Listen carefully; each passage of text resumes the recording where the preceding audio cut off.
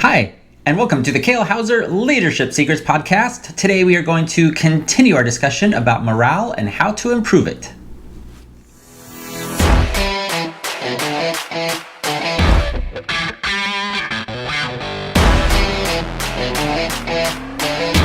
Hello everybody, welcome back to the Kale Houser Leadership Secrets podcast. I'm Kale Houser. Thank you so much for joining me today. I hope you're finding the couple episodes that I've done so far beneficial and useful in your organization, both for you personally as the leader and hopefully for your teams as well, to help build that culture around your your business identity.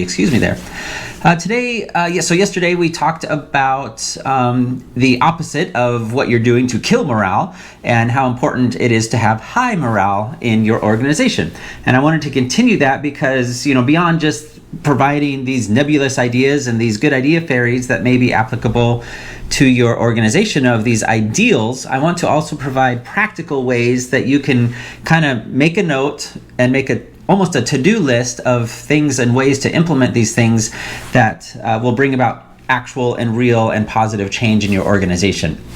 And I wanted to do that mainly because I don't want this just to be a theoretical podcast. I don't want this to be a theoretical hey, this is the ideal of what a leader is and should look like in order to be successful. And the reality is that, there's lots of different styles of leadership, and some of them are more successful than others, and certainly different levels of success in different types of organization. There's not one blanket solution for all scenarios.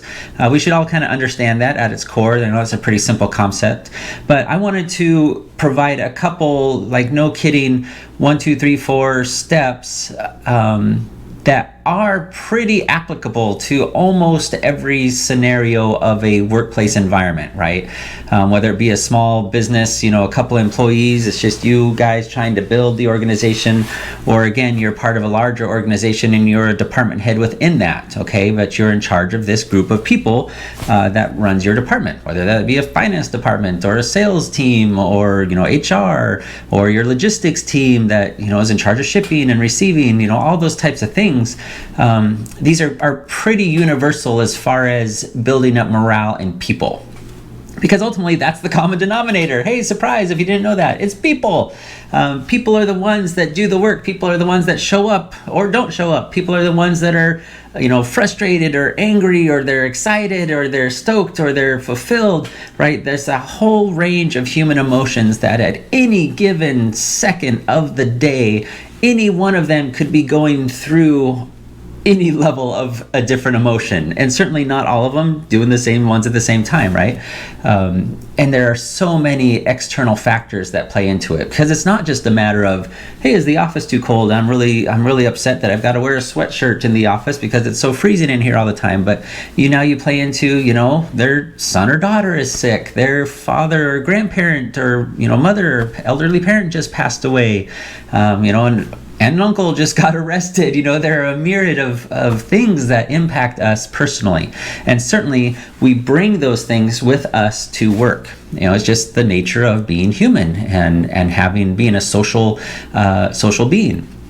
Okay, so now that we've talked about all those kind of nebulous, generic things that you have to take into account with all of this, because, there is no cookie cutter solution, I did want to provide a couple, no kidding, to-do list things. So grab your pen, grab your pencil, grab your notepad, whatever it is that you use to kind of remind yourself. Maybe it's a whiteboard behind you. Write these down. All right, so first, we want to connect with each employee personally.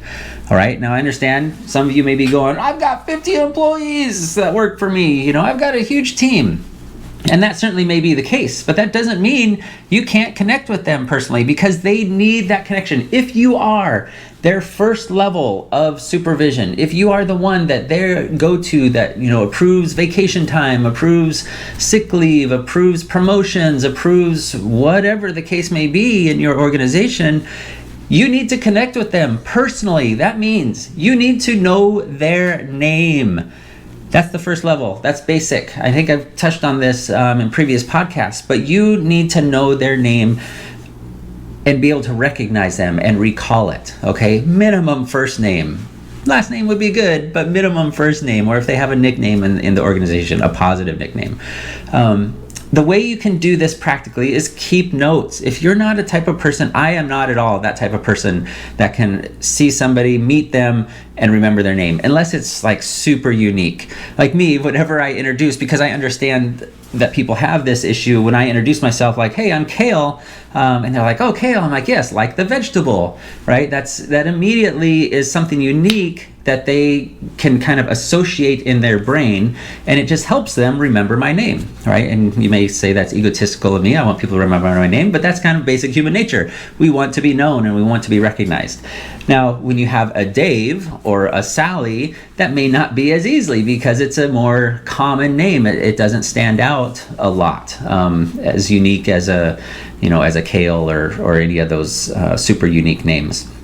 So now you when you're doing this, when you meet that type of person, you need to start associating if that is something you do. And there are actually a lot of programs out there. A good friend of mine in college actually took a program about how to remember people's names because he understood the importance of it, and it was something that was important to him. He actually took a course, and it was all about visualization. And when you meet somebody, I think his example that he used, which I always thought has stuck with me all these years, is hey, I met a Nicholas, and this guy, he's like, okay, Nicholas, what does that remind me of? Oh, Nichols.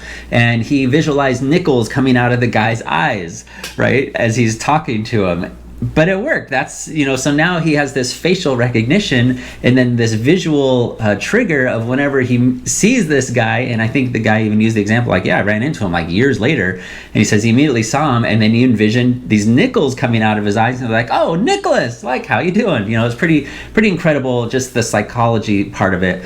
But we certainly won't get into that. The important part of the takeaway here is remembering people's names and getting personally connected with them. Okay, so keep notes if you have to. Carry around a little pocket notebook and a pen or pencil with you to write it down. I have found what helps me a lot if I meet somebody, especially if it's a little more common name, is I will take my palm and my finger, and just like I have a pen and paper, I will kind of write it on my palm as a way to apply that physical touch and that visceral sensation while I'm saying, oh, Dave, D-A-V-E, right? And it kind of helps me. Not all the time, it's not foolproof, but it does help me a little bit try to recall as I'm applying kind of a second and third step to that. And so there's a greeter at my church who's been in my church for a really long time, and one of his primary things, the way he serves, that he loves to do, is he greets people as we come in the door. And he does that. He asks people their name, especially because he's been around a long time. He knows a lot of the congregation, but we are constantly getting new people. And he says, oh, hey, what's your name? Oh, Sally. And he literally will pull out a book and he'll write a little note like, Sally, blonde hair, or whatever the case may be that's kind of unique about her or him, to help him recall that. And that's just a way that he's developed. And guess what? Nobody cares or gets offended that he's writing their name down. And if anything, they're actually kind of like, oh, cool, this guy is taking the time as I'm walking into this church, right? Because we want to make a welcoming environment, and it's the same thing for your organization. They're taking the time to recognize and do what's necessary to remember them, because that's what people want to be, is remembered, okay? So if you're hung up on this idea of carrying this notebook around, or you think it's inappropriate that you be taking notes, or you're like, oh, you should just remember, like, no, recognize your own limitations and just accept it and go. If they comment about it, say, yeah, man, I've just got such a horrible memory. I really value you that you're here, Ryan, but I have to write your name down. Otherwise, it's just going to go poof right out of my brain. And no matter how hard I try, unless I write it down, it just doesn't stick. I wouldn't even remember my own wife's name if I didn't wrote it down on our marriage certificate, right? And you can kind of play it off that way and joke about it. But don't let that stop you. Because ultimately, think about this in your own life as you've been walking around, whether it's at some sort of club or organization you belong to, where you're interacting with people that you don't daily interact with. It could be at church. You see people once or twice a week. And when you hear your own name and you kind of understand that person has taken the time and you have been unique enough to them that they have said your own name to you as you've been interacting, instead of that, hey, hey man, how's it going? Or how you doing, girl? Kind of stuff. And you kind of, at the back of your brain, you're like, this guy has no idea who I am, right? And it kind of makes you feel not as welcome, and it's not an inviting environment. Versus if they come up to you and go, hey Jack, so good to see you this week, man. I've been thinking about you this week, blah, blah, blah, blah, whatever the case may be. But they've said your name, like, hey, Sally, hey, Jessica. Those are the things that really separate a phenomenal leader from just a manager or an okay leader, okay? So that's number one. To recap, connect with people personally, and you do that by their name. Now, the second and third level of this connection with personally is, right, are they married? Do they have kids? Are they from that area, or did they move in from another, outside of the state or country? There's all kinds of things. Where did they go to college, if that's your type of organization? Because a lot of people have college pride, and they like talking about, Villanova or, Harvard or, Michigan State, whatever the case may be. I'm not really a college sports guy, especially during sports season, right? I think right now is the NCAA basketball tournament, so everyone's all jazzed up about that. But there are 1,000 ways to connect to people. Start with the name and then start building on that. All right. Second one, asking for feedback. So feedback is very important, and you're going to get it one way or another. Most often it's going to be a nonverbal type of feedback, and you may not even recognize it because it's all kept within that person as they're thinking about you and thinking about the situation. And you don't want that. You want to give people an opportunity, take down those barriers and those walls that hinder communication. So give people the opportunity for feedback. And what I mean by that is, especially if you've implemented a new policy, right? If you've implemented a change, a fundamental change of something, whether it be scheduling, the way promotions are done, the way deliveries are handled, the way customer interactions are done, or inter-office communication, look for that feedback. Okay, like formally and specifically, maybe a week or two go by and you say, hey guys, 2 weeks ago we implemented this new inter-office memo policy. How's that working out? Do you mind filling out this little 3-question survey of do you like it or not? And anonymous is probably the right way to do that, especially depending on how big your organization is of making sure you're getting that feedback. But again, if you're going back to have that personal connection, people are more willing to be honest with you than to sugarcoat or go over, especially any of the negatives, okay? Because people rarely want to be seen as the complainer. They want to be seen as on board and, supportive of the company and supportive of the mission. But if something is bothering them, you want to give them that opportunity for feedback. And take that feedback, right? Don't just be like, oh, it's just one guy that's, super pissed about our new scheduling procedure, okay? And that may be the case. It may just be that one gal that it just doesn't work for whatever her situation is. But it also could be that she was the only one that was willing to be honest about it and was willing to bring up the issues with you. So you really need to take that at face value, not read too much into it other than, okay, is this a larger problem? Is this something that we can do anything about, right? It could be that like, hey, I know this kind of sucks, but this is the world we live in right now. And deal with it. How can we make this less of a negative impact on everybody?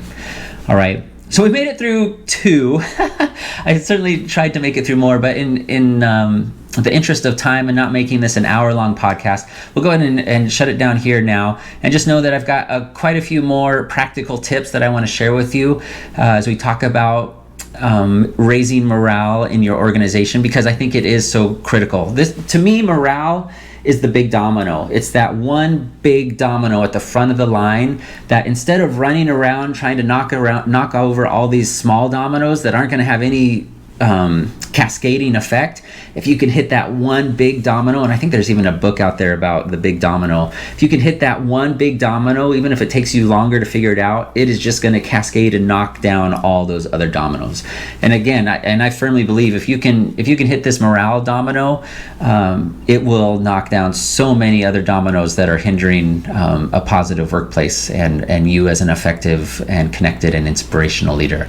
All right. So again, thank you so much for joining me today. I really appreciate it. Just a little preview. We are going to be having some guest speakers coming up. I'm super excited about it. I've been reaching out to a couple different acquaintances and friends that are parts of different industries, all kinds of different industries, and I hope that what we're going to learn from them and how they view leadership and the type of leadership they've experienced in their industries will be beneficial to you, and maybe they'll be able to speak to you a little bit better or a little bit more relatable than my experiences have been. And that's kind of the goal of this podcast, is to bring those different experiences so we can all get something out of it. So again, thank you so much. No matter where you're at in the world, hey, I appreciate you, and I appreciate you spending your afternoon with me. Have a fantastic day.